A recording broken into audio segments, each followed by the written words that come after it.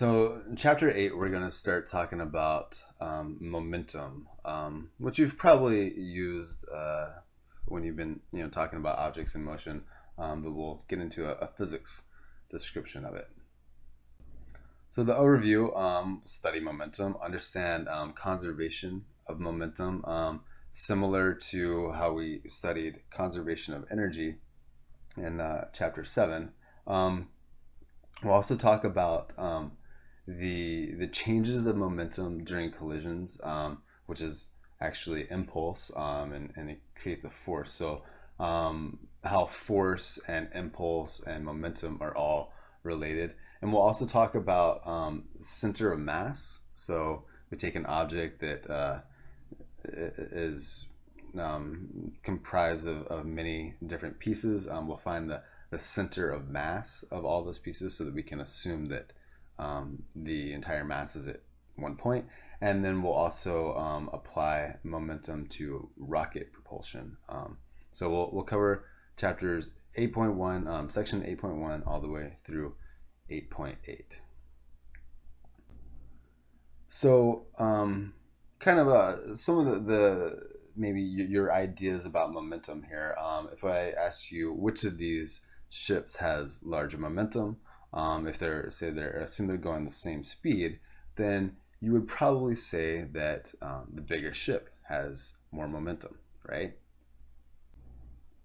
Same thing here. If I ask you which wave has more momentum here, you would most likely say that the really big wave over here over at Chopu would have much more momentum than this smaller wave would. So we're looking at the bigger wave, the bigger ship has more momentum. What if I ask you about these? What if I ask you about a bullet versus a baseball? Which of these has more momentum? Well, obviously the bullets would be traveling very, very fast. The baseball is not nearly as fast as the bullet. And their masses, the baseball has more mass, but not a whole lot more mass. So which of these would you say has more momentum? Or which one would probably hurt more if you were hit by it? And hopefully you would say the faster bullet. So based off those last 3 slides and kind of your understanding of momentum already, what could we hypothesize that momentum depends on? We had the bigger ship, the bigger wave, and we had the faster bullet, right? So it seems to depend on mass, the size of something, and also how fast it's going. So the definition, the physics definition of linear momentum, momentum along a straight line, which we use P to represent linear momentum here, and it's a vector quantity. The linear momentum of an object of mass m moving with a velocity v, which is a vector, is defined as the product of these two.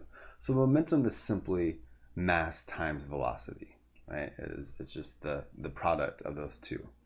The reason it's a vector, obviously, is because velocity is a vector, right? You have some mass moving some direction, so you have momentum in some direction as well. The SI units are, again, we have mass, which is kilograms, times meters per second. So we have kilogram meters per second are the standard international units for momentum. It's a vector quantity. The direction of the momentum is the same as the direction of the object's velocity. Like I said, this is linear momentum here. So this is momentum for things that are in a straight line. We'll also have momentum for things that are rotating in a circle, which we'll call angular momentum, but we won't look at that until chapter 10.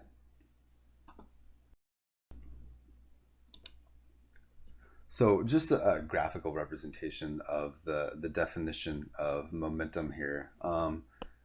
Same thing that I said on the previous slide, but I have some mass here, mass m, moving at some velocity v, which is a vector quantity in x and y directions. Could be x, y, and z directions. And the product of those two is its linear momentum. So the linear momentum of this object moving in this direction would be its mass times its velocity. Obviously, if it has no velocity, it has no momentum. Or if it had no mass, it would have no momentum either, right? But it doesn't make a whole lot of sense to talk about momentum of a massless object anyway. So we might have zero momentum when we have zero velocity.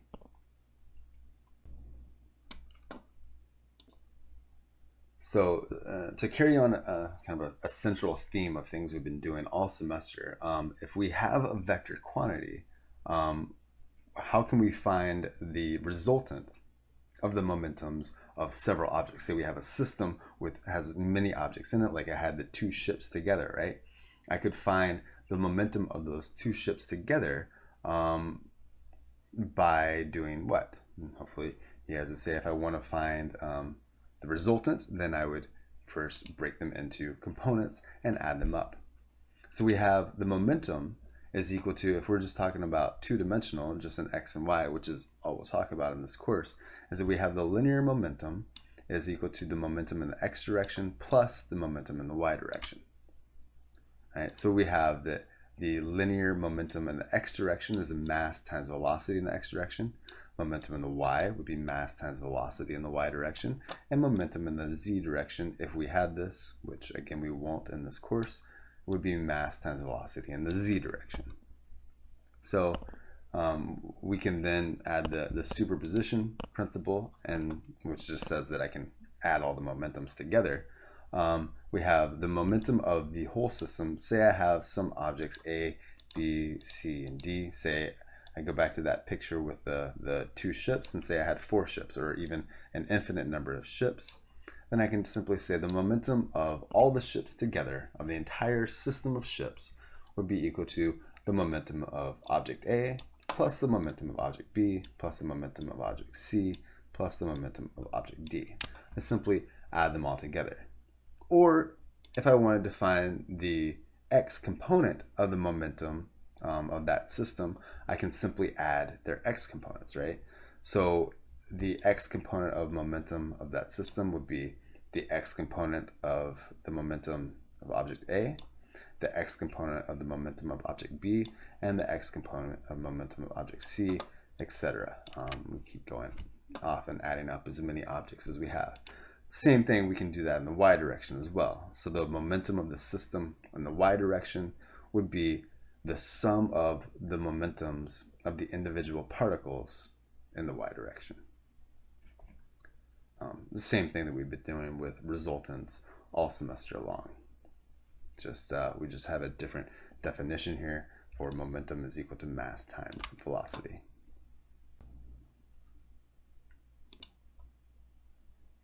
So when I talk about a system of particles, what do I mean by that, and why do I even care about a couple different things that are moving around at the same time? Why do I care about the momentum of those particles separately or together? Why do I care about that whole system of particles? Well, let's consider we have two cars that are about to collide. One of them is heading west, one of them is heading north. And then they're going to collide. I can find the momentum of this car and I can find the momentum of this car. But how would I determine the direction that they'll move after they collide? What sort of information will we actually need about these two cars in order to find out what the direction would be after they collide, and maybe how fast they would be moving after they collide? So let's say we have these two cars that are moving west and north, and they come together and then they collide and they move off together. They stick together and they move off at some angle, right? Well, how can we tell how fast and what angle these two cars are going to move together after their collision? How could I say, how quickly they'll move off in this direction and which angle they'll actually be moving? Well, we can actually analyze this collision entirely in terms of momentum and only momentum. We don't have to actually worry about anything else. But before we talk about the how they move after the collision, we need to talk about some of the things that we observe in that collision. So when the two cars collide, would we say there's a force? And hopefully you guys would say there is a force. And so there must be some mass times acceleration, right? We have force is equal to mass times acceleration. But we're able to analyze this situation with momentum. But momentum is, we have momentum is equal to mass times velocity. But that doesn't have any acceleration in it, right? So how can we find the force involved in this collision when I told you guys that we could analyze that situation entirely in terms of momentum, which is a mass, just including mass and velocity, right? So how can we find the force involved in the collision? And hopefully you guys all say, well, I know that acceleration is simply a change in velocity, right? A change in velocity with time. So I'm probably going to need to bring time in here somewhere so that I can get some mass times acceleration, right? So if we have, momentum is equal to mass times velocity, this is almost a force is equal to mass times acceleration, but obviously velocity is not the same as acceleration. So how do we get acceleration? Like I said on the previous slide, we would consider a change in velocity, right? So we can actually consider a change, if we look at a change in velocity here, starting from the middle here, our velocity final minus our velocity initial, our delta v, over some time, this is acceleration, right? But of course, mass times velocity final, that would be a final momentum. Mass times velocity initial would be an initial momentum, right? So we actually have here a change in momentum. And then in order to get the acceleration, we have to have over some time. So we have a change in momentum, or a change in mass times velocities divided by how long it takes for that change in momentum is the same as, well, mass times, this would be an acceleration, right? Vf minus Vi over delta t will be an acceleration. So this actually is a net force. So we have force is actually equal to a change in momentum divided by a change in time. So how quickly momentum changes is equal to a net force. So this is actually Newton's second law, just written as a different way. I can say F equals ma, or I can say F is equal to delta P over delta T, a change in momentum with time.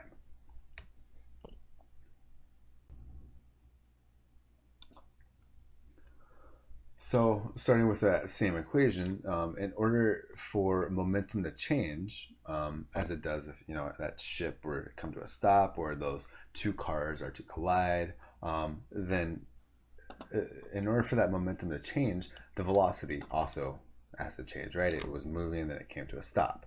And so we actually have a mass times an acceleration. So in other words, it takes a force to change momentum. So a change in momentum is a force, right? It requires a force to change momentum. That's why, say, one of those ships at the very beginning ran into a dock somewhere. The force that applied on the dock would be equal to its change in momentum, right? And how quickly that momentum changed would be equal to its force. We can say the time rate of change of momentum is equal to the net force that acts on it. So this is the time rate of change of momentum, how quickly momentum changes, is equal to the net force acting on it.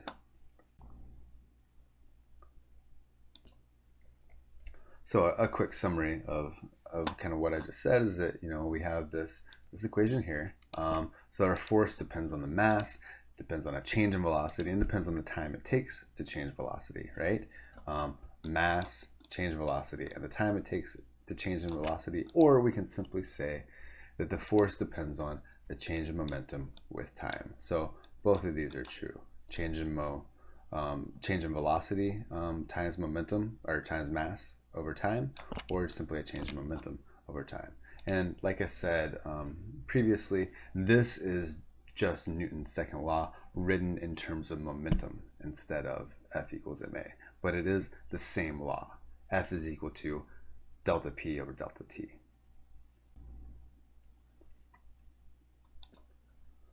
So let's say we're given a question in which we know a force that acts on an object, but we want to know how the momentum changes, or really how the velocity changes.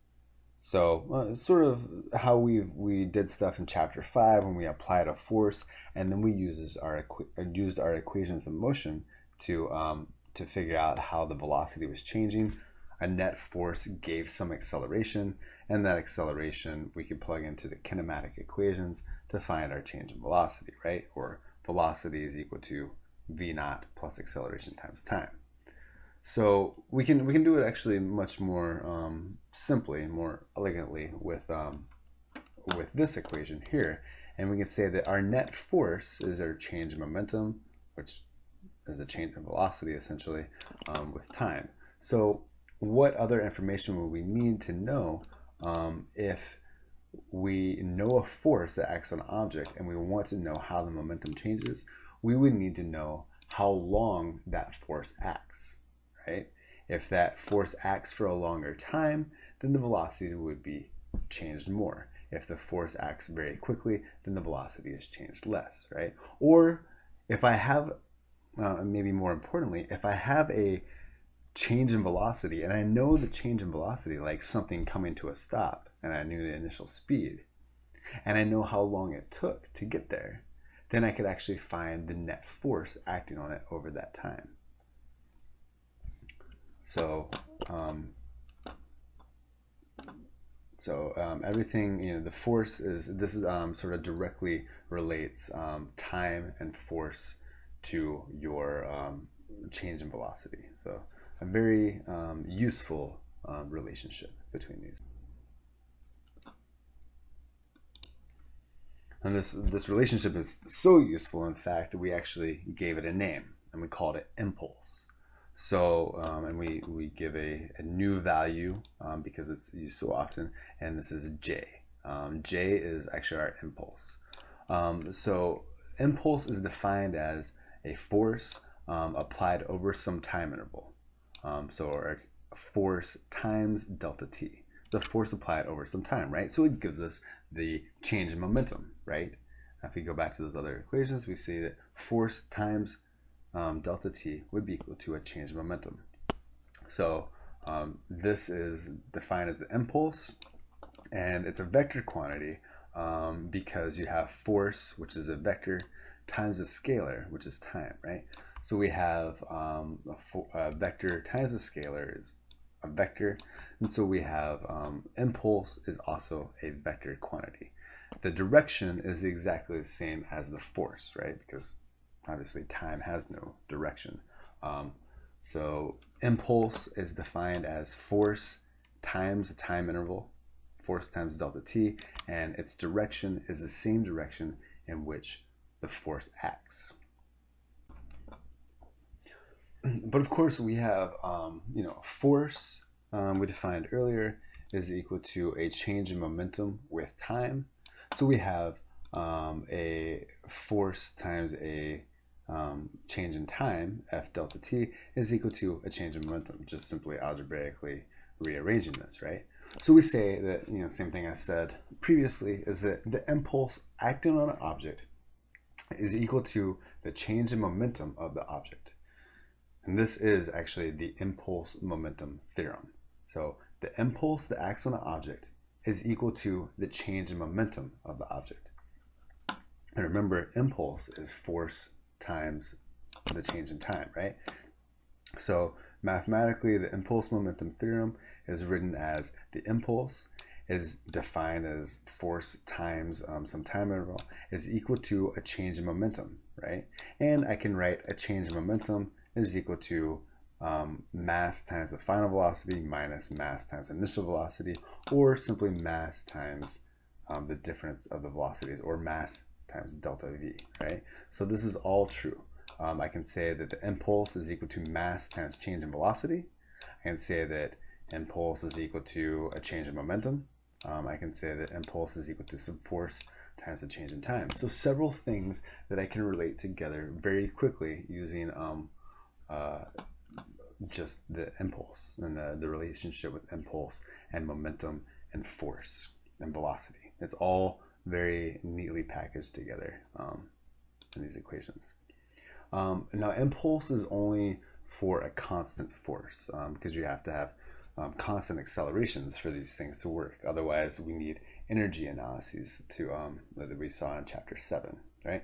But if the force is not constant, then we can just use the average force that's applied to it to get a pretty good idea. So run through this very, very simple algebra right here. If we have impulse and time given to us, how can we find the force? Pretty straightforward problem, right? If I have impulse and I have time, well, I have impulse and I have time and I want to find force, then your force would simply be your impulse divided by your time, right? Pretty straightforward, but good to play around with these equations and get used to all the different ways you can use impulse and all of these relationships here. All right, let's run through a couple little concept checks for you. And you can pause this and then we'll answer it. But which of the following is true about momentum? Is it a vector? Is it a product of mass times velocity? Impulses are required to change it, or all of the above? Well, we know that momentum, actually, from the definition of momentum, it's a product of mass and velocity. So that's true. And mass is not a vector, but velocity is a vector, and a scalar times a vector is a vector. So A and B are true. And we just talked about impulses. Impulses are required to change it. So the answer is actually all of the above. All of these are true. It's a vector. Impulse is required to change it, and the definition is mass times velocity. That's the definition of momentum. So all of them are true. Little question here. So let's say we have some lunar vehicle. It's tested on Earth, and it has a speed of 10 kilometers per hour when it's tested on Earth. Let's say we test it again on the moon for whatever reason, and it travels the same speed on the moon. What would its momentum be on the moon? Hopefully you guys said that, well, it's on the moon, and I know that gravity is different on the moon, but gravity doesn't actually play a role in momentum whatsoever, right? Momentum is simply mass times velocity. So the effect of a different gravitational attraction on the moon is irrelevant, actually. Its weight would be less on the moon, yes, but if it's traveling 10 kilometers per hour on the moon versus 10 kilometers per hour on Earth, it has the same exact mass. So if it has the same mass and has the same speed, then it must have the same momentum. So the momentum would be exactly the same on the Earth as it is on the moon. Let's say we have another one here. So we have a ball tossed into a cushiony bale of hay, and then it comes to a stop, right? So obviously when it goes into that bale of hay, then the hay gives some, and it takes a little bit of time to come to a stop, right? But if instead it were to come to a stop when it hits a solid wall, so it comes to a stop immediately, what would be the impulse needed to stop it coming to a stop at a wall instead of coming to a stop at a bale of hay? And you might be inclined here to say, and you might want to pause it right here, answer it on your own, but you might be inclined to say that it's more when it hits the wall, right? Because, well, we have a ball hitting the wall, maybe the ball deforms or something. Or if this were an egg hits the wall and the egg breaks, right? And so you might want to say that it's more when it hits the wall. But reality is that impulse is a change in momentum, right? And momentum is mass times velocity, or mass times velocity. So we actually have momentum, or impulse is a mass times a change in velocity. So the mass of the ball is the same regardless of what it hits, so we don't really need to worry about that one so much. That's the same. We need to ask ourselves, how did the velocities change? Well, if it's tossed at the same speed originally, and they both come to a stop regardless, then the change in velocity is the same. Doesn't matter, if they're both going 10 meters per second, then they go to 0. The change in velocity is the same. So the change in momentum is the same for both of them. So their impulse is actually exactly the same for both of them. The reason you might be inclined to say the impulse is more when it hits the solid wall is because the force is more. And that's because impulse is force times the time interval. And the time interval is much greater when it is tossed into the bale of hay than when it hits the wall. So if we have a greater time interval, we have a less force. Right? So the force would be less when it is tossed into the bale of hay, but the impulse is exactly the same in both of these.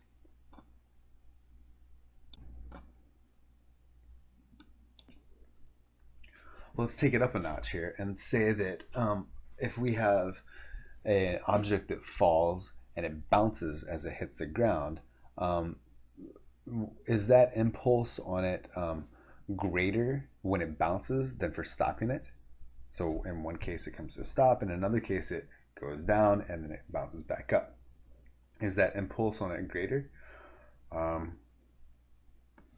Let's see here. If it was going down at 10 meters per second and then it were to bounce back at say negative 10 meters per second, the change in velocity would be 20 meters per second, right? So it has a large change in velocity, right? If it were to just come to a stop, it started out at 10 meters per second, then it comes to a stop, its change in velocity is just 10 meters per second, right? So if the ball bounces back up, then it actually has a larger change in velocity, right? Not only does it come to a stop, but it actually reverses direction. So the change in velocity is greater when it bounces back up than when it just comes to a stop. So since impulse is mass times a change in velocity, then if we have a greater change in velocity, we must have a greater impulse. So A is true. The impulse on it is greater than it is for stopping it. It has a greater impulse if it bounces back up than if it just comes to a stop. And then B says its change in momentum is greater than for stopping. Well, you say, well, this is a ridiculous question. I just said that the impulse is greater than for stopping it. And since impulse is defined as a change in momentum, then B must be true as well. So both A and B are true. Change in momentum is greater and impulse is greater because both of them are really a mass times a change in velocity. And the change in velocity is greater if it bounces in reverses direction than if it just comes to a stop. So one more concept check here. Your friend says impulse equals momentum, and your friend is wrong because they missed one word, right? Which word did they miss here? It's not that impulse equals momentum. You don't say, oh, that object, that 10 kilogram object traveling at 5 meters per second has this much momentum or had this much impulse. You can't say that. You have to say the momentum changed that much. So that's how much impulse it got from the change in momentum. So the missing word here is change. Impulse equals change in momentum. Okay, I thought we just had one more, but one more on here.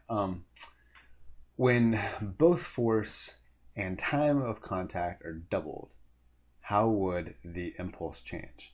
Well, impulse, write out the equation, answer this, should be straightforward. Impulse is a force times a time, right? So a change in time. So it's a direct relationship. If I double both of these, then I would get 2 times 2 is 4. So I'd actually quadruple the impulse. If I double the force and double the time, then I quadruple the impulse. Right? If I were to double the force and half the time, then the impulse would be the same. Right? It would be twice as much force acting over half the time. It would have actually just been the same impulse, the same change in momentum.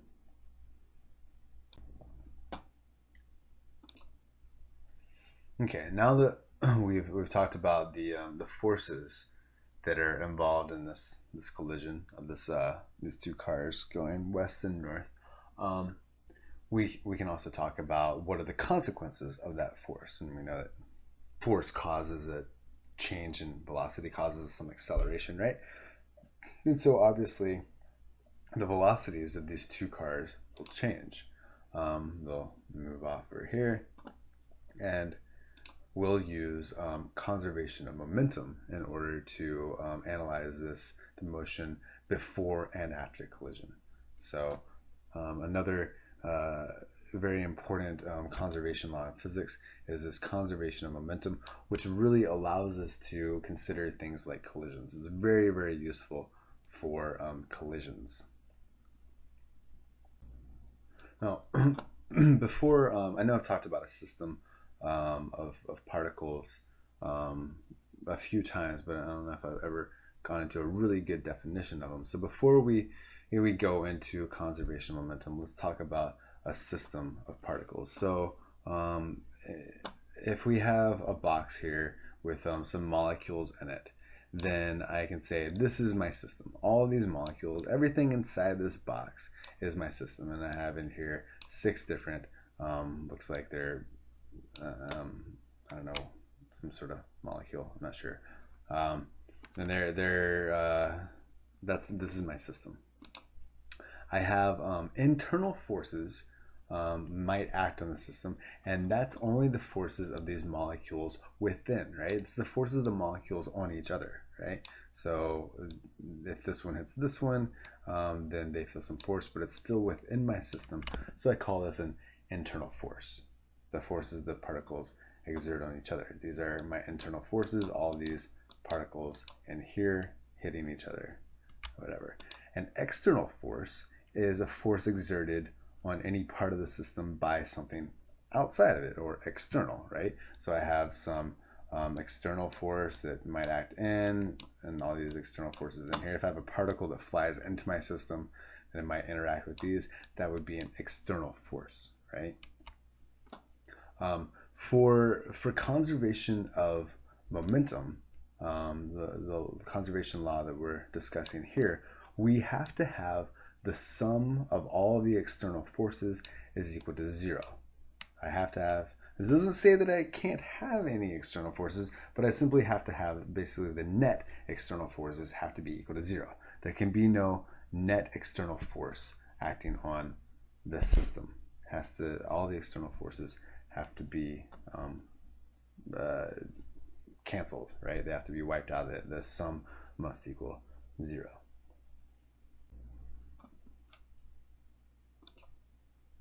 When we have that summation is equal to 0, we have an isolated system is one way.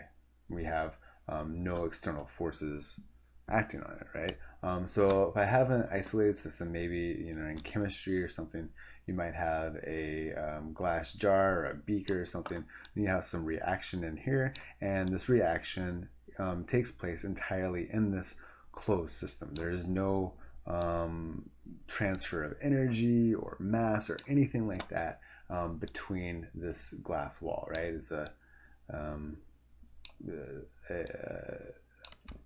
has a seal around it, so there's no thermal exchange or anything like that. There's no exchange of any sort of physical properties between the outside and the inside. That's what an isolated system is. So other words, you have just some system here with some boundaries around it, and nothing interacts, nothing goes inside the system or outside of the system. We can't have anything going outside either.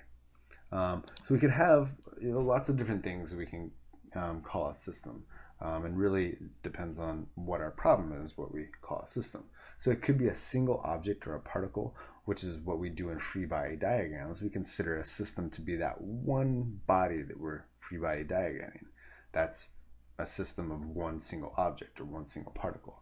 It could also be a collection of objects or a collection of particles, which is what we'll do for conservation of momentum. We'll have, looking at these 2 cars that we're talking about, if we look at both of them as particles, and our system is just these 2 cars and how they interact, then our system is the 2-car system.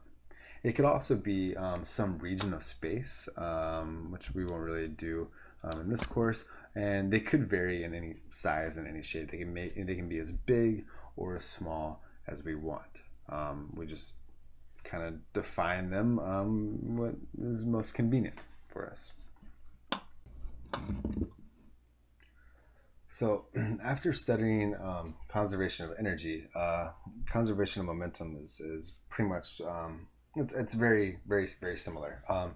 It basically says that if there are no external forces, so if it's an isolated system, which we have no external forces acting on it, then the total momentum for a system would be unchanged. So it remains constant, the same momentum in the final condition as there was in the initial condition. And this can act for as many particles as we want. So we can consider the cars from before. We can consider the momentum of car 1 plus the momentum of car 2 after they collide actually have the same momentum, and I can break it into components and solve the system. So it basically says that if no external forces act on the system, then the total momentum remains constant in time. Specifically, I said that this would be most useful for collisions. So the total momentum before a collision equals the total momentum after the collision. Just like I said about the two cars, the momentum of the two cars individually before the collision is the same as the momentum of the two cars together after the collision.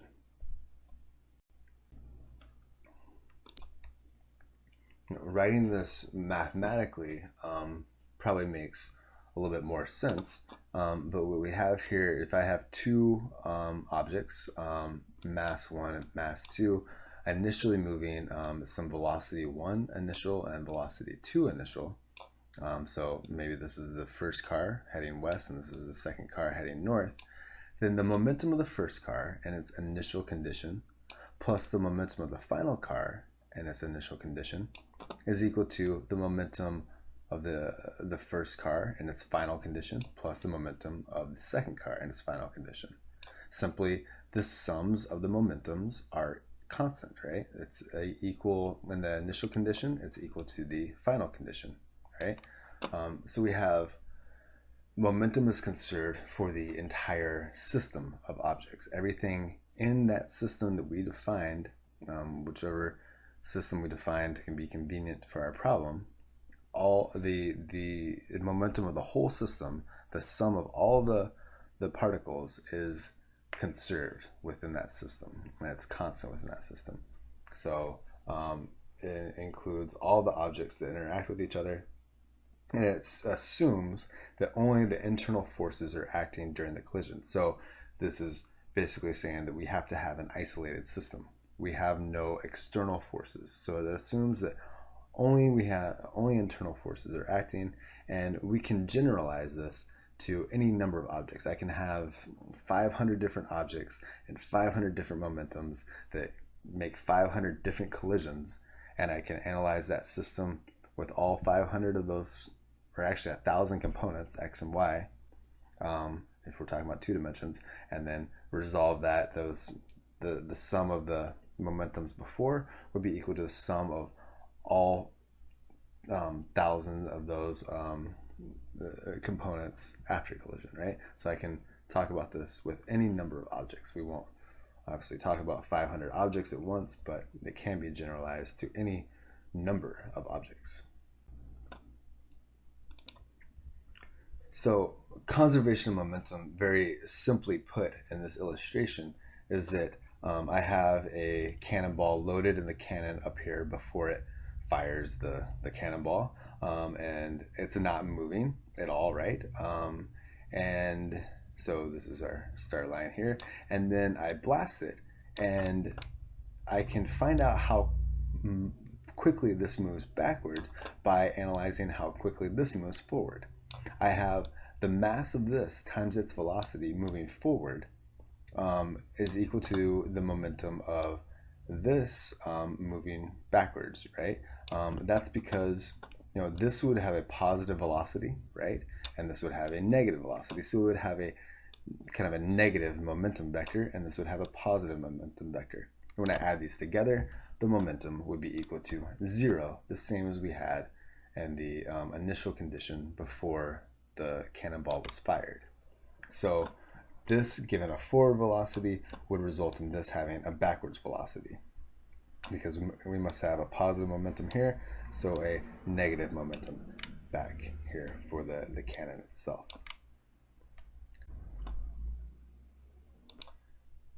So let's take that up a notch and say that we want to find out something about the motion of this archer that's standing here on some frictionless surface. He's standing on some ice, and so it's frictionless, right?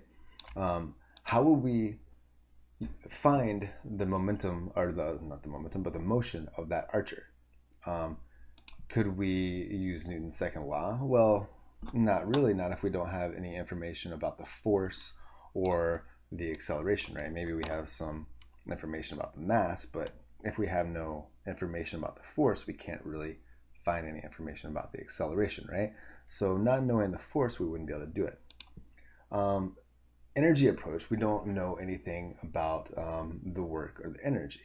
So what we could use here instead is momentum, right? If we have a mass and we have a velocity, then we can actually find out what the forward momentum of the arrow would be, and the archer, the guy, would have to have a negative momentum backwards in order to balance it out. Because right now in the initial condition, before he fires the bow, there's no momentum, right? There's no motion. After he fires it, there's motion, right?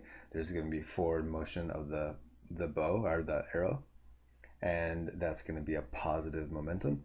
And so in order for that to balance out, the archer himself must have a negative momentum. Now, obviously, since the mass of the arrow is much lighter, and it'll have a very high velocity, but the mass of the archer is much more, it'll have a much lower velocity, right? Because mass times velocity is our momentum. So if I have a very large velocity but small mass, that'd be balanced by a large mass but a small velocity. So let's add in some numbers here, just to bring it full circle. Let's assume that the archer has a mass of 75 kilograms and the arrow has a mass of 1 kilogram. And assume that we can measure the distance, and we measure the time, that the arrow moved, and we say that the arrow moves forward at 60 meters per second. So what direction did the archer move? Well, obviously if the arrow moved forward, then the archer, like I said last slide, the archer would have to move backwards, right? And with what speed did he move? Well, I can say that the forward momentum of the arrow would be equal to the negative momentum, or the backwards momentum, of the archer. So the forward momentum is 1 kilogram times 60 meters per second, or 60 kilogram meters per second. And we don't have any special units for momentum. It's just kilogram meters per second. So we have 60 kilogram meters per second forward for the arrow, and that's going to be equal to 75 times velocity of the archer backwards, and we end up with 0.8 meters per second is how quickly the archer is moving backwards on a frictionless surface here.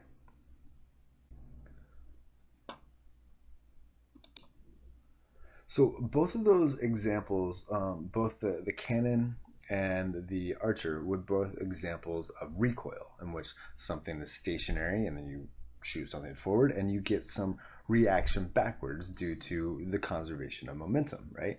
We call that recoil. It's the movement of two objects in opposite directions due to some brief force that acts between the objects. It's that force that causes a change in momentum, or that force which causes an impulse, right? Some force times some time interval is an impulse which causes a change in momentum, right? So I have two people standing here ice skating together. They apply some forces against each other with their hands, some internal forces of their arms there, and what results is that if this is my whole system, now my whole system is both of these guys, right? And so it's an internal force acting between them. They're one particle is acting on another, they're pushing on each other, and so it's an internal force. And so I can use conservation of momentum to analyze the motion of the two of them after the force between them, right? So let's say that he pushes off and he's measured to go backwards at 0.6 meters per second, and assume we know some mass of him and some mass of her, and we can also find her velocity, which would be in the opposite direction. This is recoil. This is the movement between the two objects in opposite directions is recoil.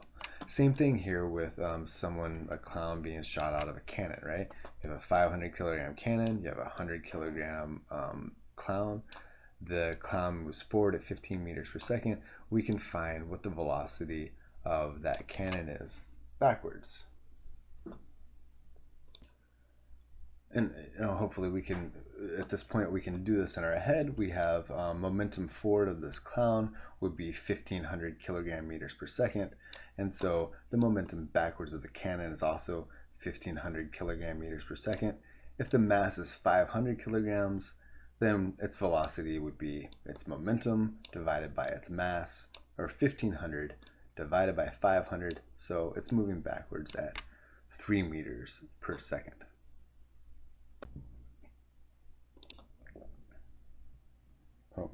A quick note on the conservation of momentum. It's valid even when the internal forces are not conservative. So if you remember back, conservation of energy, or actually I should say conservation of mechanical energy, was only valid when we had conservative forces, when we had no friction, right? However, even if friction is present, we can still use conservation of momentum. So in some ways, we can actually say that conservation of momentum is more general than conservation of mechanical energy, and it can be applied to maybe more situations. It's really, really nice. Again, I say for collisions, right? Because there are so many non-conservative forces present during collision. So later on, we'll start talking about some things in which we have maybe things moving and colliding, and we'll need to put together both conservation of momentum as well as conservation of energy in order to solve some of the problems. So see some of that in a little bit. Okay, let's talk about that problem that we brought up at the beginning of the video here with the two cars colliding, and actually figure out what's going to happen after they collide and stick together. So we know that it's gonna, if one is moving to the east, this car is moving to the east, this car is moving north, we know that they're gonna collide and then they're gonna move off in the northeast, right? But in order to know exactly what angle they're gonna move off, what direction they're gonna move after they stick together, and how fast they're gonna move, we'll need to give them some numbers. So let's assume that this eastbound moving car has a mass of 1500 kilograms. So the mass of car 1 is 1500 kilograms, and the initial velocity in the x direction, so velocity of car 1 in the x direction initially, is equal to 20 meters per second. And let's assume that it has no component of the y velocity. So velocity of car 1 in the y component initially is equal to 0. And let's also say that the mass of car 2 is 2000 kilograms, and it's moving perfectly north, so it has no initial component of velocity in the x direction, and it's moving at 10 meters per second initially in the y direction. Okay, so if we're going to use conservation of momentum, we need to figure out what the total momentum of the system is before any sort of collision. So the momentum of car 1 and the x direction, remember we can just find out the momentum in the x and momentum in the y and add those together, right? So the momentum in the x direction would be the 1500 kilograms times the 20 meters per second. So we have 30,000 kilogram meters per second, right? And in the y direction, because there is no velocity in the y direction, the initial momentum of car 1 in the y direction is 0. Find out the momentum of car 2 In the x direction, it has no velocity, so the x component of momentum is 0, and the y component of momentum would be the mass times its velocity, which would be 20,000 kilogram meters per second. Now, since we have the momentum in the initial condition, here we have the collision. What happens after the collision? The momentum is going to be the same after as it was before, right? So the total momentum, mt, is going to be the momentum, total mass, the total mass is going to be the mass of car 1 plus mass of car 2. This is the total mass of this junk of mess right here that the cars have collided together, and that's going to be 3,500 kilograms. That's the 1,500, and the 2,000 gives us the 3,500 kilograms. Now we know the final momentum in the x direction is going to be equal to the initial momentum in the x direction. So I simply take my 30,000 kilogram meters per second here plus my 0 kilogram meters per second here, and I get a final momentum of 30,000 kilogram meters per second in the x direction, right? That would be, this is my initial as well as my final. My final in the y direction would be my final, or my initial in the y direction here, plus my initial in the y direction here, and add those together. 0 plus 20,000 gives us 20,000 kilogram meters per second in the y direction. So these are my components of the momentum in the final conditions for that heap of mass, those two cars collided together, right? It has a momentum of 30,000 kilogram meters per second in the x and 20,000 kilogram meters per second in the y. So I can find the velocity of these. I know that my x component of momentum is my mass times velocity, right? So my mass, 3,500 kilograms, times whatever velocity I have in the x direction would be equal to 30,000 kilogram meters per second. So in order to find the x component velocity, I can simply take 30,000 divided by 3,500, and I'm left with 8.6 meters per second in the x direction. In the y direction, well, the momentum is 20,000 kilogram meters per second. My mass is still 3,500 kilograms. And so taking 20,000 divided by 3,500, I end up with a y component of velocity in the final condition equal to 5.7 meters per second. I can find the angle at which they move. If I wanted to find, I can actually find the speed and the angle. Like any other component, I can find the magnitude of the speed would simply be the square root of the sum of the squares. Pythagorean theorem, same magnitude of any vector that we've done all semester. So square root of 8.6 squared plus 5.7 squared would leave us with a magnitude of the final velocity of 10.3 meters per second. And my angle theta would simply be the arctangent of my y component over my x component, which ends up being 33.7 degrees. Now note that my speed is more than this one, right? It was more than this and less than this, right? My final velocity should be somewhere between these two initial velocities here, 10.3 meters per second. And how much different, it depends on the weight and the speeds, etc., right? So there's several things involved there.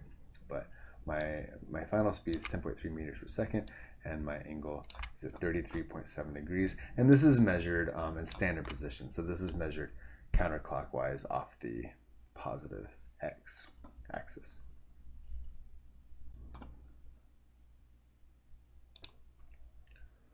So this example was what we call perfectly inelastic collision. And if you remember back from chapter 7, we said that elastic is things that bounce back to their natural state, right? So perfectly elastic would mean things that bounce back to their state, they bounce back to the same exact state they were in before being stretched or deformed in some way.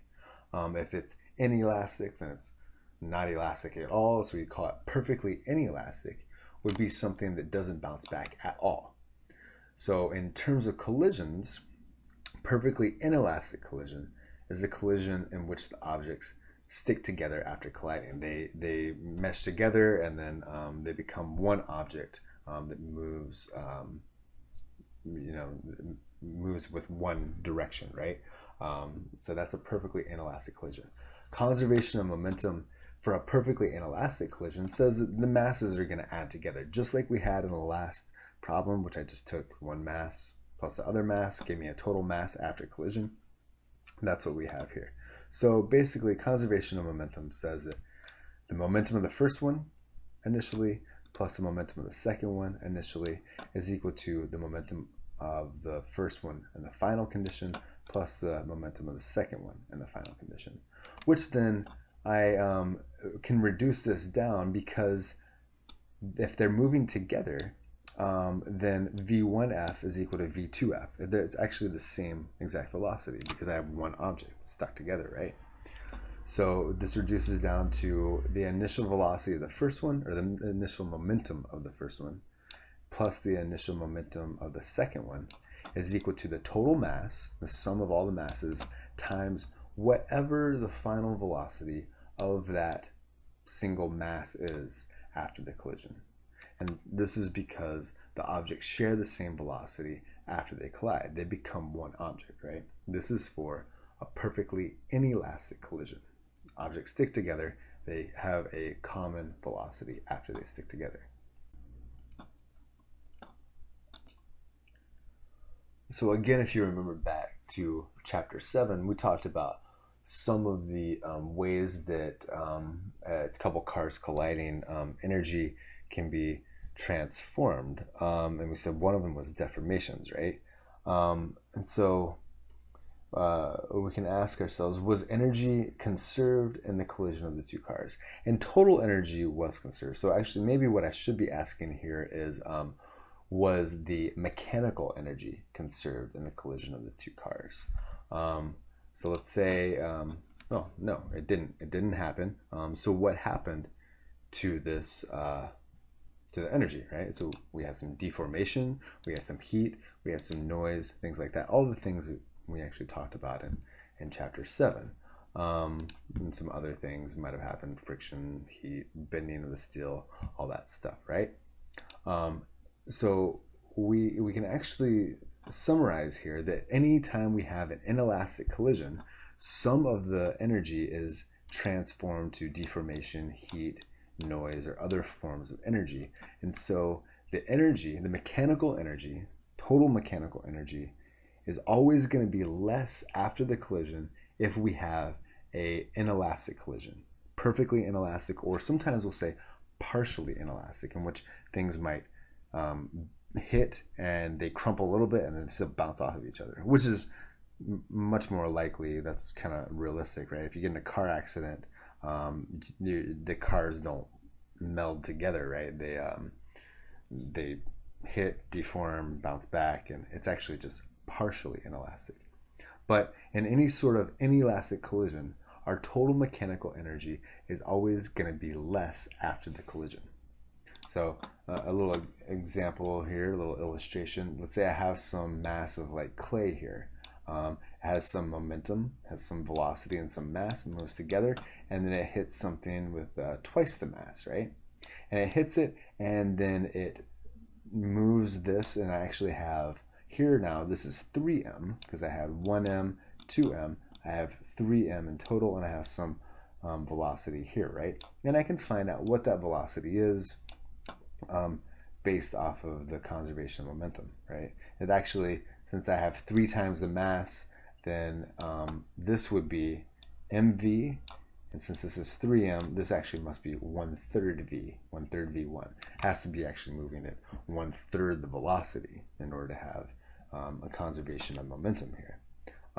But the energy was not conserved because some of this energy of this clay actually went into deforming, so that it stuck to this ball, so we continue rolling with it, right? So energy was not conserved. However, momentum was. So I can still say that the velocity of this mass of 3m is actually 1/3 v, so that when I do the momentum here, I get m, or 3m times 1/3 v just gives me mv, which is exactly what I had for momentum here, assuming this was equal to, or this was not moving, had zero velocity.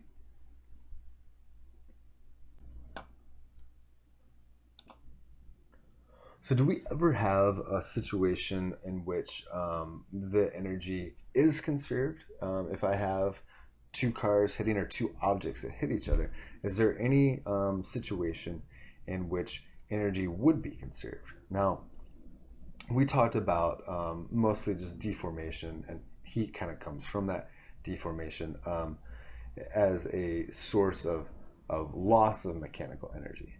So if we think of deformation as being the loss of mechanical energy, then maybe if we don't have any deformation, then we don't have any loss of energy. Of course, we need to have, there's no sound produced, there would be no heat produced, there would be no deformation as well. If we have none of those things, or any of the other things which might take mechanical energy out of it, then we would have ourselves something in which energy is conserved. And this is what we call a perfectly elastic collision. So if we have a perfectly elastic collision, that's one in which the two objects bounce off of each other perfectly. There's no deformation, there's no heat transfer, there's no sound losses from creating sound waves or anything like that, right? So this is basically the exact opposite of a perfectly inelastic collision. Perfectly elastic, things bounce off of each other. Perfectly inelastic, things stick together perfectly. So in an elastic collision, the total mechanical energy is actually the same before and after the collision, right? Which is convenient.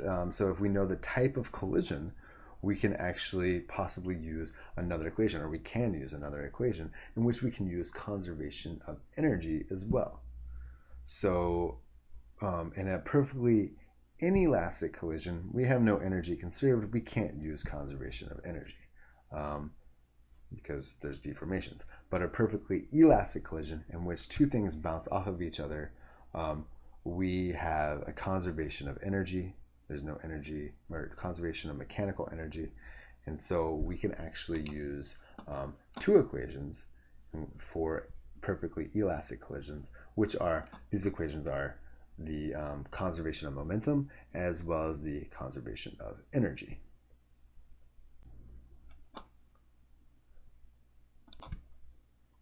Or more specifically, maybe what I should have said is, since we have things moving, if they're colliding, they must be moving, right? Or at least one of them is moving. Then the conservation of energy we use is actually conservation of kinetic energy. So just throwing some more subscripts in there, we just have the kinetic energy of the first one would be some object A and some object B. So the kinetic energy of the first one is 1/2 mv squared. So 1/2 mass of object A times velocity of object A initially squared, plus 1/2 of mass of object B times the initial velocity of object B squared, is equal to 1/2 mass of object A times final velocity of object A squared, plus 1/2 of object B, the mass of object B, times the velocity of object B in the final condition squared. So it's just kinetic energy. 1/2 mv squared plus 1/2 mv squared is equal to 1/2 mv squared plus 1/2 mv squared. It's just, they're all the initial conditions, the initial kinetic energies are the sum of them is equal to the sum of the final kinetic energies. We use that one, so we have that one we can use, and then we can also put that together with conservation of momentum. So we have the sum of the initial momentums of the two objects, mass of object A times velocity of object A plus mass of object B times velocity of object B, is equal to the sum of momentums in the final condition. So we have sum of kinetic energies initial is equal to sum of kinetic energies final. And also sum of momentums initial is equal to sum of momentums final. So we just get two equations with two conservation laws, and both of these equations have mass of object A, velocity of object A, mass of B, velocity of B. Right? So we have two equations, and we have we have four unknowns, right? Or mass of A, mass of B, actually six unknowns. Mass of A, mass of B, velocity of A initial, velocity of A final, velocity of B initial, velocity of B final. So we'll have to have a few givens, but we can solve for two unknowns because we have two equations.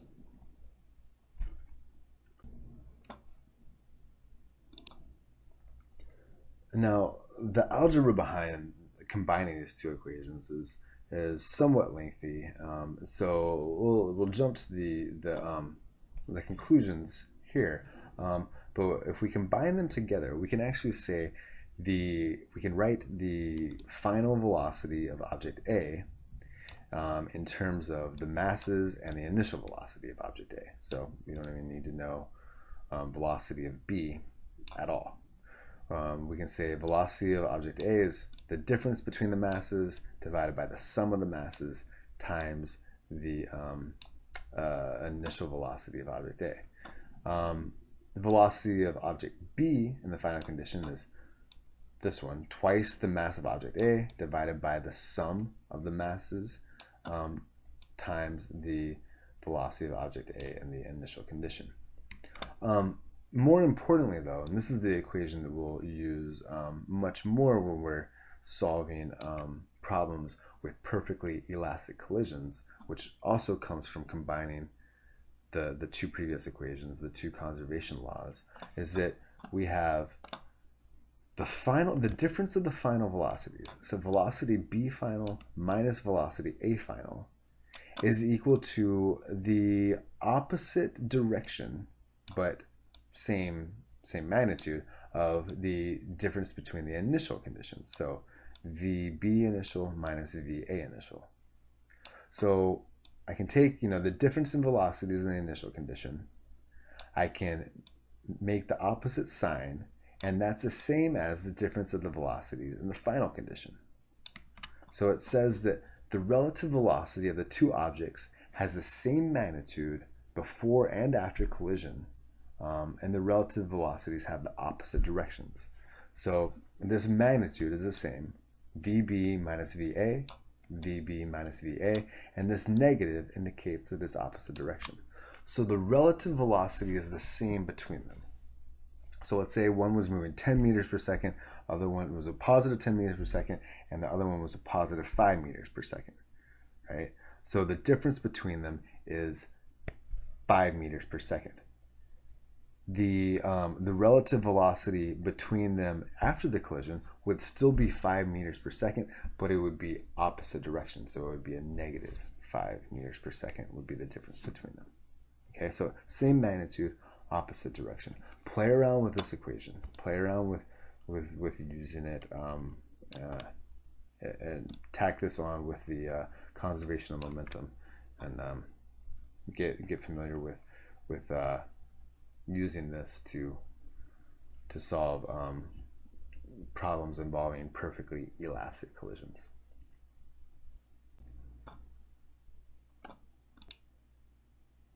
So a quick little concept check about conservation of momentum. If I have a rocket up here following some trajectory along this path here, is momentum conserved in this system? Remember, in order for momentum to be conserved, we have to have no external forces acting on the system, right? So we know from projectile motion that there's no forces acting on it in the x direction. It's not burning here. There's no flame, right? So there's no forces in the x direction. This is why we get acceleration in the x direction is 0 for projectile motion. So if there's no forces acting in the x direction, then we must say that the momentum is conserved in the x direction. So that's what this says, is that there's the net force in the x direction is 0, so the momentum in the x direction is a constant, or momentum prime is equal to, or momentum in the x prime is equal to initial momentum in the x, right? The momentums are equal. However, in the y direction, there is a force acting on it, right? We have a force of gravity pulling downwards, right? So there, if this is my system around the rocket here, then there is an external force, the force of gravity pulling down on the rocket, right? So there is a net force in the y direction equal to the gravitational force or the weight.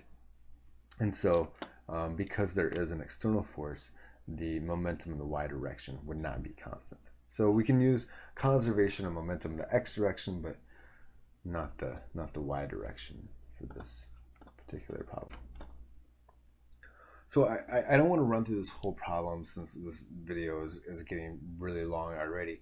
But I will put this, I'll either do it in class or I'll put the solution on La Lima.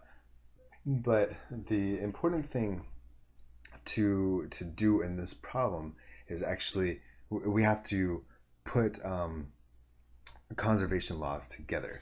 We have a 5-gram bullet, and we need to change this to kilograms, is fired into a 1.2 kilogram wooden block. It rests on a horizontal surface, and we have a coefficient of friction between the block and the surface is 0.2. The bullet remains embedded in the block, which is very important because this tells us the type of collision it is. If the bullet remains embedded in the block, then it is a perfectly inelastic collision. Because it's sticking together, right? So although the bullet traveled into the block, a little distance, but it remains inside it, so they become one mass. So we have the perfectly inelastic collision that is the type of collision we want to use for our momentum. And then the block is observed to slide 0.23 meters along the surface before stopping. So we can use here, well, it initially had 0 kinetic energy, and then it was given some kinetic energy when it, right as the bullet became lodged, it had kinetic energy, right? So we actually have to break this up into several parts. As the bullet goes into the block, use conservation of momentum. Then when the block starts moving, it's given some energy, right? And we can find out that kinetic energy there, and then it gives us the distance it goes, and it gives us the coefficient of friction, and we have a mass, right?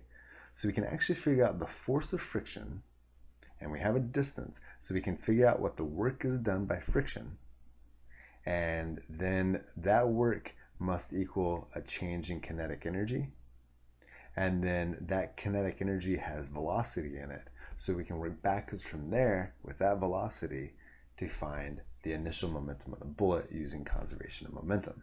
So we have several things that we're putting together. It's a really, really good problem to put together, but it's sort of like work backwards. So we know how far it went. We can find the work done by friction, set that work equal to the kinetic energy, and then we find from that kinetic energy velocity, and then work backwards using conservation of momentum to find the initial velocity of the bullet. I'll throw the answer up here, but again, I said I'll do it in class and or put it on La Lima. Same thing with this problem. We'll either do it in class or I'll upload it to La Lima. But if we have two identical objects that travel in opposite directions with the same speed and they make a head-on collision, we want to find the speed of each object after the collision.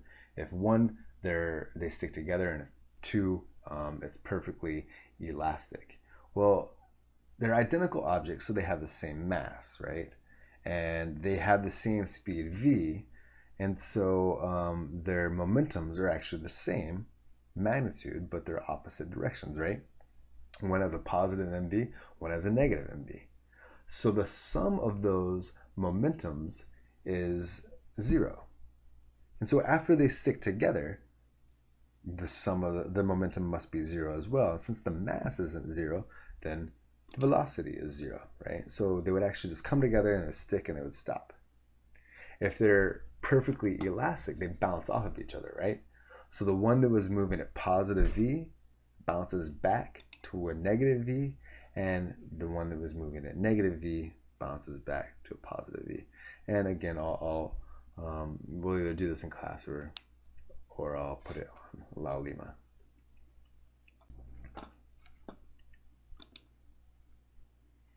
So we also need to talk about center of mass in this chapter, which not really related to conservation of momentum directly, but it is a way of kind of turning a object of some irregular shape into some mass at some point. So in statistics, center of mass is called a mass weighted average, in which you weigh some different thing has a different weight, right? So it's calculated like your grade. If you were to take a 3-credit class and you get an A in it, and you take a 1-credit, say like a lab class, and you get a C in it, your average is probably still going to be an A or an A minus, because that 1-credit lab class didn't weigh quite as much, right? As 1-credit actually weighed 1/3 as much as the 3-credit class, right? And so that's essentially what center of mass is. We're just taking a mass weighted average.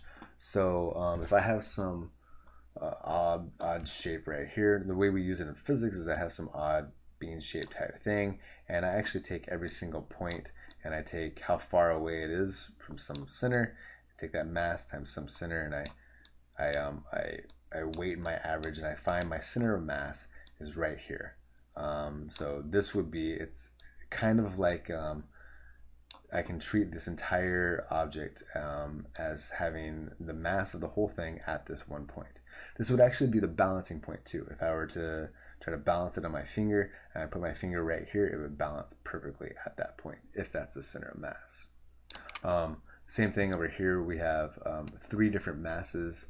If I want to find the mass weighted average, say mass 1, mass 2, and mass 3 are all the same masses. This is located at 0, 0. This one is located at a distance of 2 in the x direction. We can break center of mass into its x and y components as well. So this one is located a distance of 2 away. This is located a distance of 1 away in the x direction. So actually, you'll see the equation coming up here, so I'm not going to run through it a whole lot, but you see that this mass over here kind of pulls the center of mass over there, and this mass up here pulls the center of mass down there. And so actually we end up, the center of mass for this whole system is right here, which you can sort of see. It's sort of 1 away from everything, right? 1, 1, 1, 1. And if they're all the same mass, then they all have the same weight. And so the center of mass of this 3-particle system would be right here at 1, 1. So the mathematical formulation for the center of mass would be, and we just use Cm for center of mass. So the x center of mass, the center of mass is located in the x direction, is the mass of some particle A times the distance away from maybe the origin of particle A, plus the mass of B times the distance away from B, away from the origin of B, plus mass of C times the x coordinate of C. Add up all those and then divide by the total mass. Same thing for the center of mass in the y direction. We have the mass of the object or the particle times its basically its y coordinate, plus the mass of B times the coordinate of B, the y coordinate of B, plus the mass of C times the y coordinate of C, etc., divided by the total mass. And this gives us the center mass. So I can actually, if I had, an elephant, like I was talking about the other one, balancing on a balloon, I can have an elephant balance on a balloon if the center of mass is right on top of the balloon here. So this center of mass is calculated by taking some origin here, and I have some mass at the tip times that distance in the x and that distance in the y, and then adding that with all the other points, a point up here, point here, point here, here, here, here, here, everywhere, add them all up, and then divide by the total mass, and I would have a location right here. You see that mass times distance, kilogram meters, all of this will be divided by kilograms. So the center of mass is a location in meters, or however I measure it, feet, inches, etc. We'll use meters or sometimes centimeters for center of mass in this class. But it's a location. That's all it is a center of mass is a location in which all the masses are essentially equidistant from. So this cm here doesn't stand for centimeters, it stands for center of mass.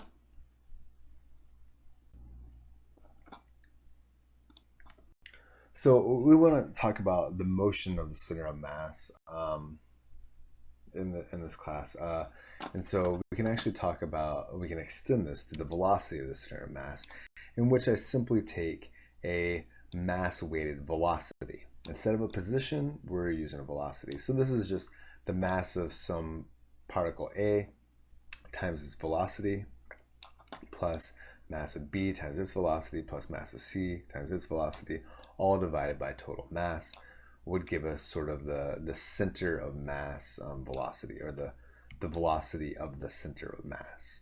And you see here we have kilogram meters per second, and divide by kilograms, right? Note too, this is momentum, right? This is like the momentum of the center of mass, right? And this one right here, and divided by the total mass would simply be the velocity of the center of mass. Or in component form, we can talk about the x component of the velocity of center of mass and the y component of the velocity of center of mass as well, in which we just break everything into its components here, which you guys can read through this equation. It's simply just the same as above, but now we have components instead.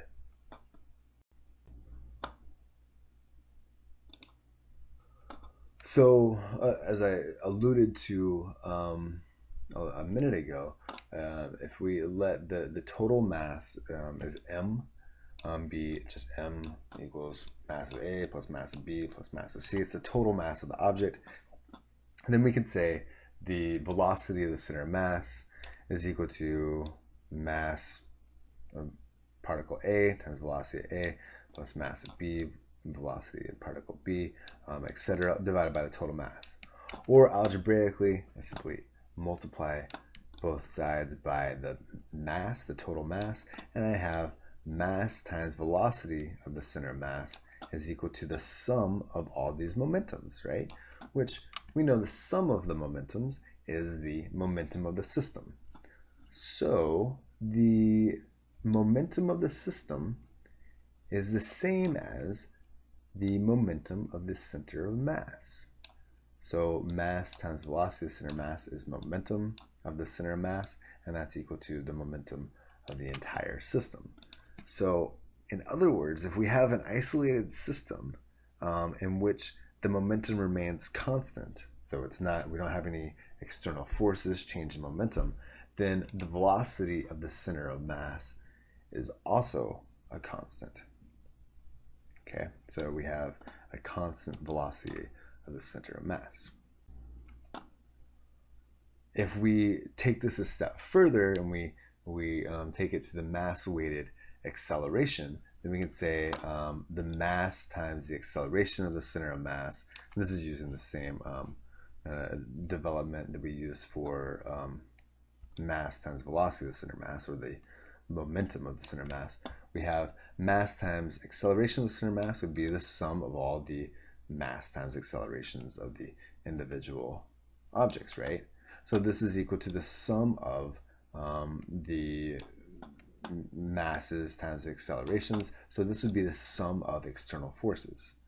So the mass times the acceleration of the center of mass would be equal to the sum of all of the external forces acting on it. So if I had external forces acting on an object, I can actually figure out how the center of mass would change motion by saying the sum of external forces is going to be equal to the mass times the acceleration of the center of mass. I wouldn't be able to tell very directly what each particle is doing, but I can tell what the system is doing as a whole, because it's just F equals ma, Newton's second law. But since any isolated system, the sum of external forces is equal to 0, then we have the acceleration of the center of mass must also equal 0. Okay, so in an isolated system, the main takeaway here is that in an isolated system, I have some external forces equal to 0. So this is equal to 0, right? Which, since the mass is not 0, then the acceleration of the center of mass must be 0. And so it has to move at a constant velocity. And that's the main takeaway here, is that if you have no external forces acting on an object, then there is no acceleration of the center of mass of that object. And we're not going to go into a whole lot of detail on this stuff in class, but I do want to put it out there for you guys.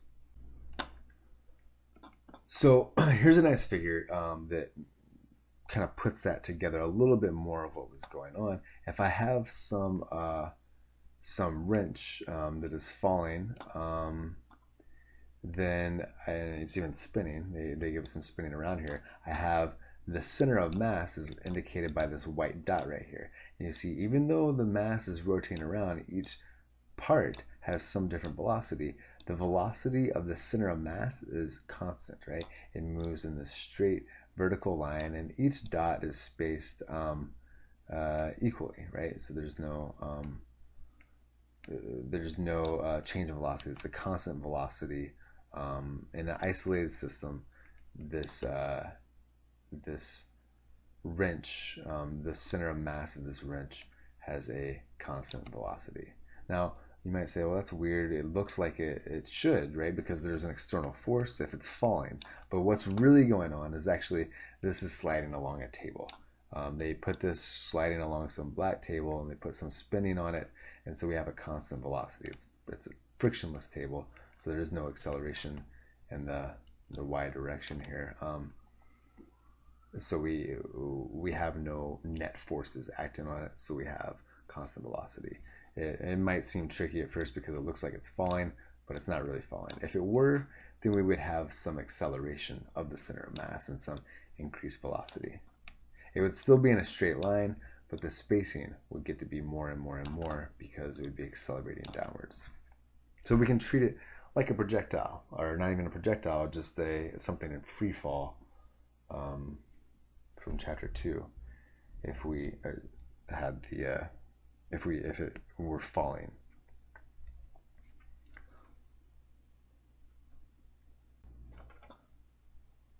So the takeaway from this, the whole point was to kind of just talk about motion of the center of mass a little bit. I'm not really gonna be doing a lot of problems about the acceleration of the center of mass, or a whole lot about the velocity of the center of mass of several particles. We're not going to do any computation on that kind of stuff, but it is important to, I think it's interesting to kind of look at what happens with like a rocket or something like fireworks like we have here. So let's say we launch something up, and it has some momentum, right? And it has actually, conservation of momentum in the x direction, but not conservation of momentum in the y direction, as we discussed earlier, due to gravity, right? But the shell explodes and it splits up into two pieces, and I actually have, so this one moves on a higher trajectory, this one moves in a lower trajectory, sort of fired down, or this one's fired off, and I can have this go off into many different directions. But the center of mass, the motion of the center of mass is exactly the same as it would have been had it remained one particle, right? It would have just gone like this. And so I think it's worthwhile to note that the motion of the center of the mass as these two objects move independent of each other is exactly the same as it would have been had the objects stayed together. So this is how, you launch something up and then it explodes, and then you could predict based off the explosion here and the velocities here, you could predict the directions of all of these rays here. So I can, use physics. Who'd have thought I could use physics to design fireworks if I wanted to, and the motion, velocities, and accelerations of the center of mass. So again, this is just something I wanted to introduce. Like I said, we're not going to do a whole lot of calculations, which I'm going to say something broke up into two pieces, and I give you the velocity of this one, and you're supposed to find the velocity of that one down there. Nothing like that. More of the focus of this chapter will be tying the conservation laws together, conservation of momentum and conservation of energy, and analyzing collisions and stuff. But I wanted to have that here. I'm gonna leave the video at this point here. Rocket propulsion, we can cover a little bit in class, but that's something else we're not going to cover in great detail, and this video is very long. So look on La Lima for example exercises from chapter 8.